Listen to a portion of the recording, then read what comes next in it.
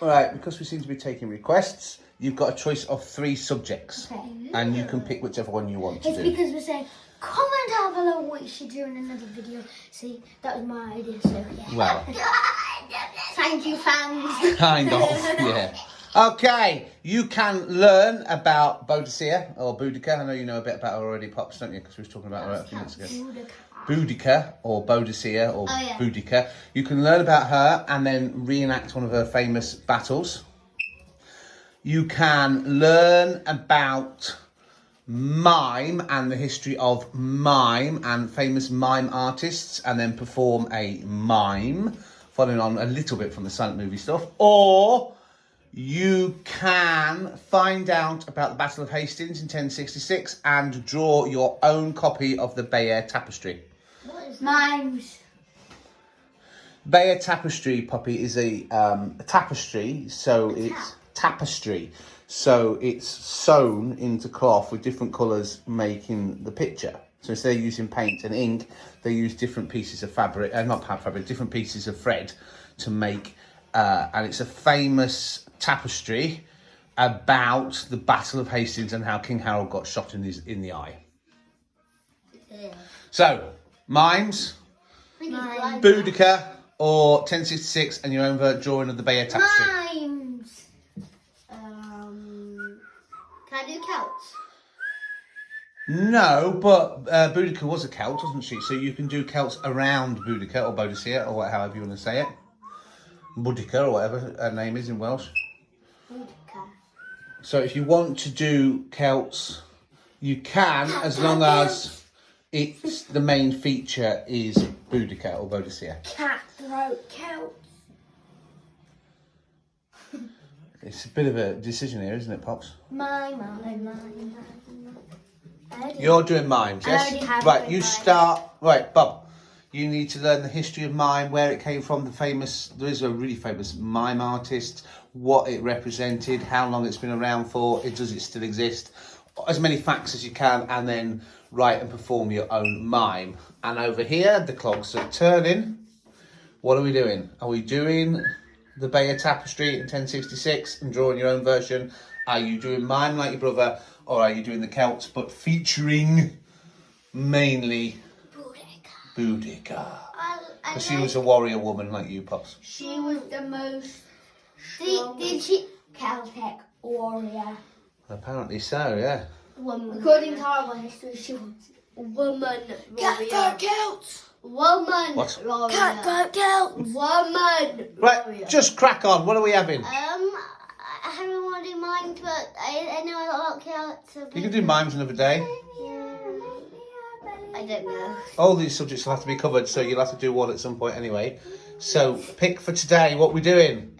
Boudica. You're doing Boudica. Boudica. And then so you can learn about Boudica, learn about the Celts. You already know a lot about the Celts.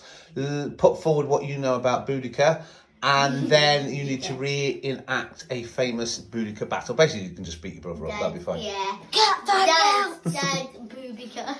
Not Boudica. Boudica. Yeah. Okay, we've established that now. So, Boudica. use whatever devices you need for whatever research you need. I want to see plenty of writing, plenty of work. Carry on. Celts! Can I draw a lot of pictures? You can draw lots of pictures, yes. Can I do a fact quickly? I tell you what you can do. We'll do as a compromise. It's something a bit different. You know, the Bayeux Tapestry is the famous tapestry that predicts. I can't think of the word. I can't think of the word. What's the word where something shows something? I don't know. What do you mean? It's tongue. Something shows something. The Bayeux Tapestry, presents. I can't think of the word. The Bayeux Tapestry is, you start here, you finish here, and it's the story. You know, the soldiers rode down the hill, then they all had a scrap, and then one fell off the horse, somebody fired a bow and arrow, Harold got shot in the eye, the end. So you can do a drawing like a Bayeux Tapestry, but a drawing of one of Boudica's famous battles. So, you know, Boudica ran down the hill, she started screaming, she beat some people up, she went home and had a tea. So like I'm just... Boudica ran down the hill picture, like, or something like that. Yeah. So you can do it like that. So if you can find a famous battle and then you can make your own Beyer tapestry. But obviously, it won't be a Beyer tapestry. It'll It'll be a be Popeye the tapestry. Dark Kilt. You carry on. Right, begin. Hey guys, so we're back. Okay, who's gonna go first? Me or Poppy? Harry. She went first yesterday, so. The act of mime comes from, at its earliest, in ancient Greece.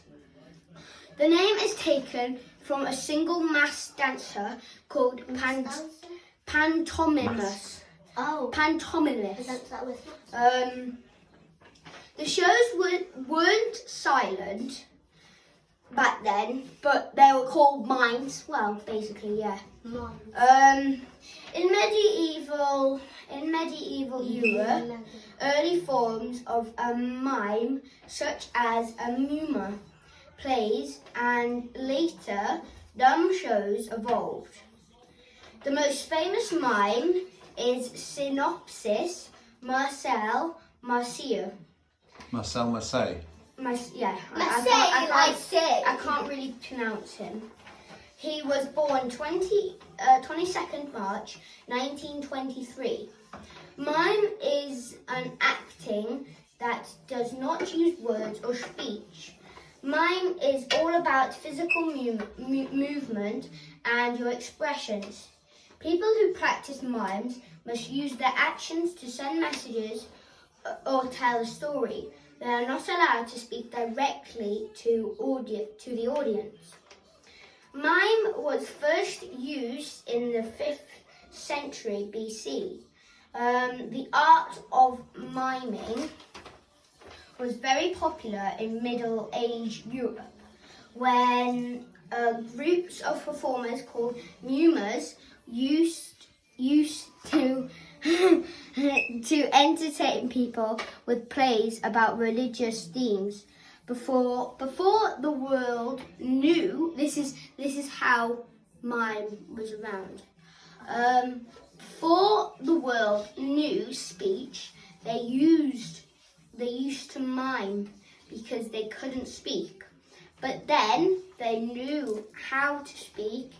They did not want it to fade, so what they did, they kept mime as an entertainment, so it would never be forgotten.